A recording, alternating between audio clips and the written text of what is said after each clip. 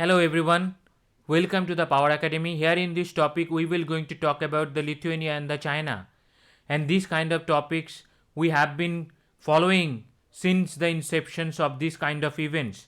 That what are the trade disputes actually happening between the China and the Lithuania?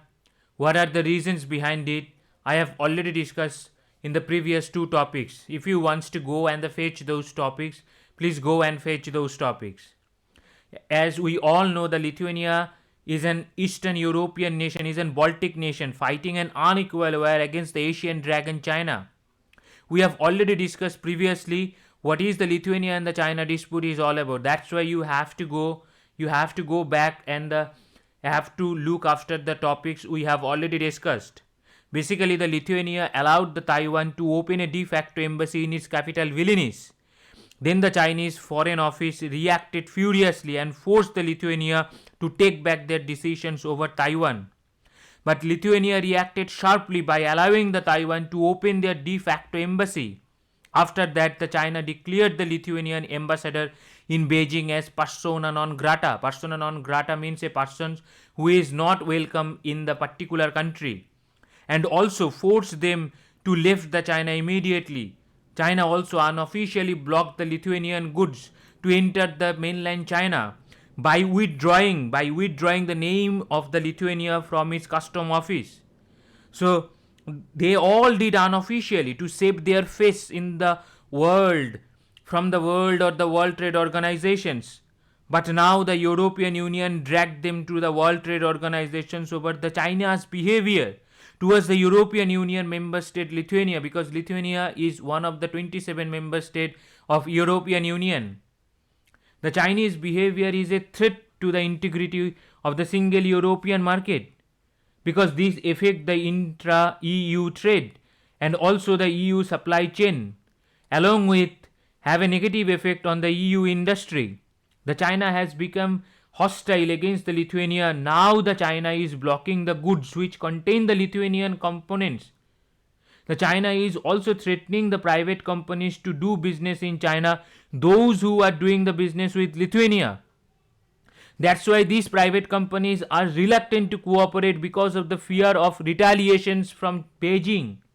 As I said, the China escalates the diplomatic standoff by recalling the Chinese ambassador and the downgrade ties with Lithuania. Meanwhile, the Lithuanian government has rejected any change to the name of the representative office. The Lithuania has also stated that they will not going to give the name of the Taiwan to the Taiwanese de facto embassy.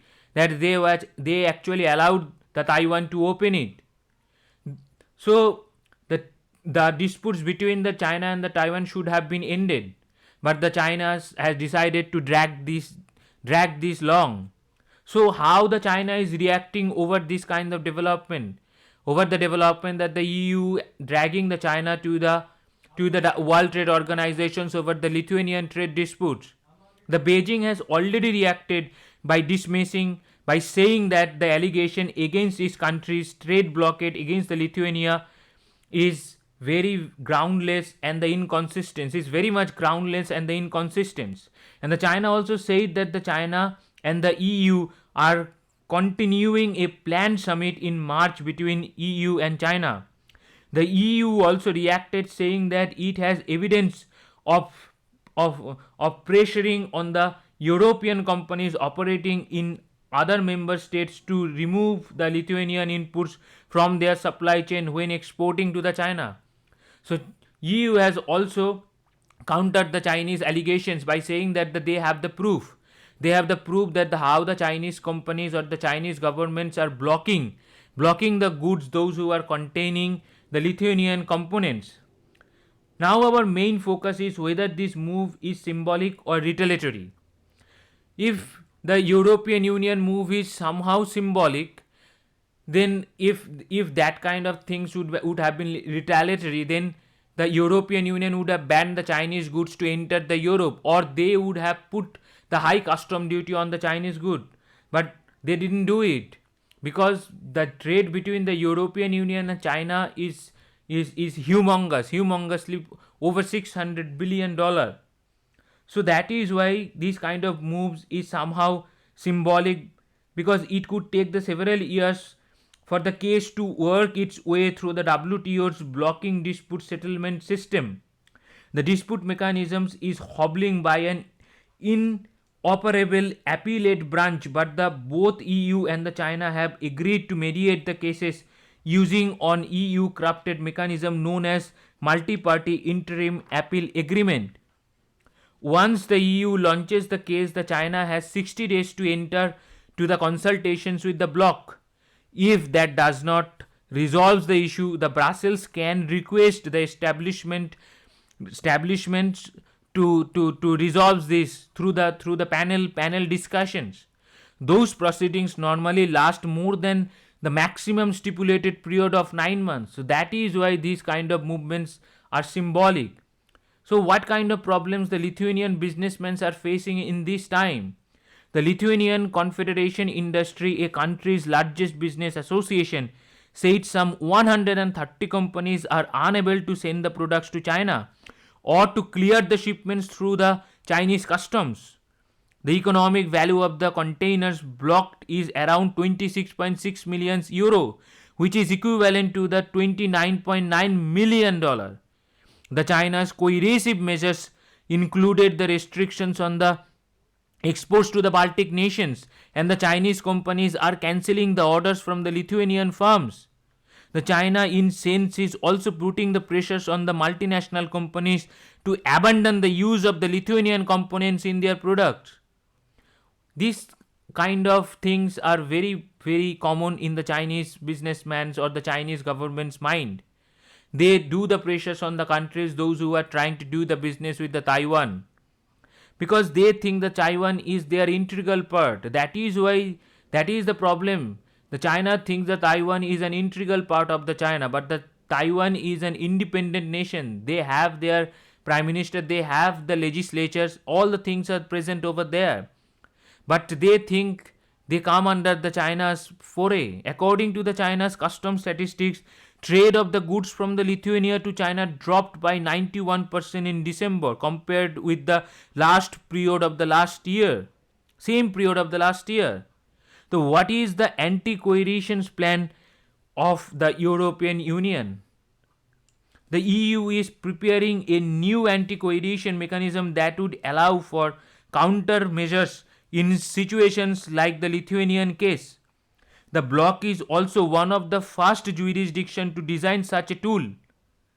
And the Lithuania-Chinese dispute has sparked the interest among the diplomats to discuss this type of instrument at the group of 7 levels or the 7 levels.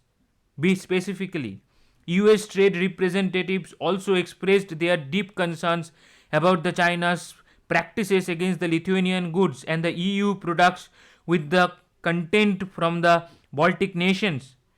US is also showing their solidarity with Lithuania and the European Union.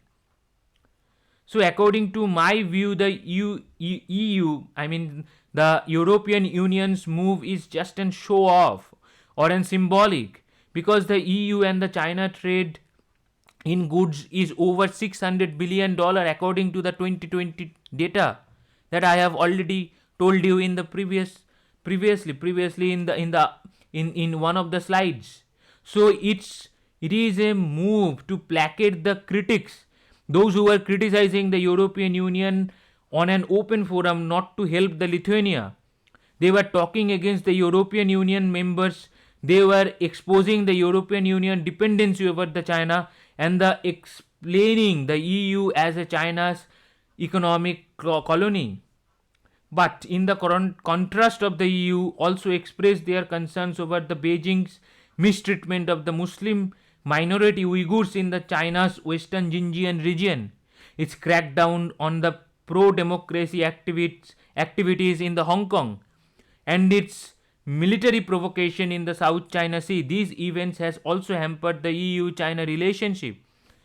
Last year, a long-awaited EU-China investment deal was put on indefinite standby over the Uyghur abuses. With the deteriorating relations from front of mind, the EU is now mulling the draft regulations that would have the Brussels the new powers to quickly retaliate against the foreign government seeking to undermine the European economy or the businesses.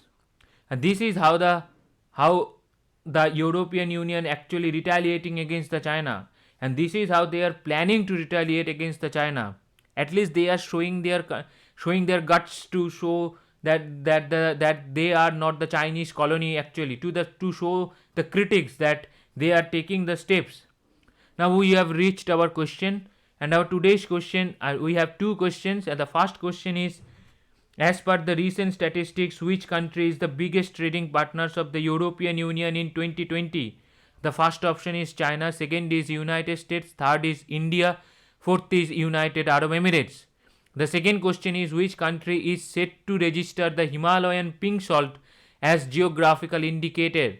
First one is China, second one is Pakistan, third one is Nepal, fourth one is Afghanistan.